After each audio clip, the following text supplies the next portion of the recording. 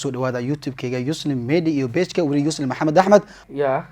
برادة هذا ما سنتها يسلم دمان أنتوا كل حين وسلامة يا أمة الصومال كل وحلا هذا ما سنتين جار أهان ريل هرشبل وسلامة يا ولي بجار أهان نتكون نول ديجانك جوهر سيبنا أحسن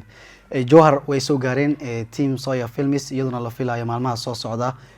أما قبل قاود شو وضان شو أيها قبل دوران جوهر حس صويا هدي أصحابته تصير شكل يا هذا ما سنتين واحد جروح هل هبين قروح بدن وأنا يرد يوس دمان دخل deegaanka dadka ku dhaqan oo anaga faniskeena ah inaan waqti la qaadan doono show program qurux badan aan qaban doono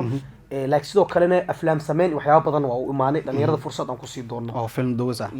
film aan ku sameynayna halkan marka aad baa u mahadsantiin waxa idin leeyahay walaalka Yuslim channelkiisana lagu soo yaaco team soo xagee jirtiin inta hala imaado sidoo kale page-kiisana hala kala kiciyo follow dhaha like video hala saaro guys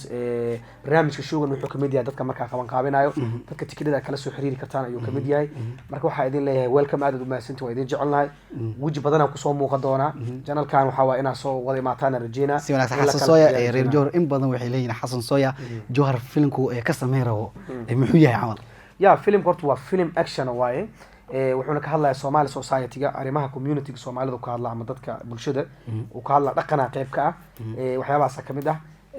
sidoo kale saad ogtahay dadka dhaweyda gobolada degan iyo dadka magaalada degan kala nolol waaye labada nolol oo isku keenaa filmku uu mideynaya sida filmka sababta action ugu dareerna waxay tahay dadku hadda waxay jecel yihiin wixii action ku jiro laakiin sidiisa filmka sheeko ahaan ama story ahaan wuxuu ka hadlayaa nolosha bulshada dhaqanka magaalada dhaqanka oo gobolada sidoo kale aad ma santaa Xasan Sooya dhamaan asxaabta ku xiran page-kayga Yuslim iyo Yuslim Media waxa idin leenahay qaban qaabadii showgii ayaa socda Sooya Films teamka iyo Xasan Sooya la soo xiriira waa la soo xiriiri kartaan iyaduna toddobaadkan dhexdeeda la qaban qaabinaya ama dhici doonta showga aad u mahadsantihiin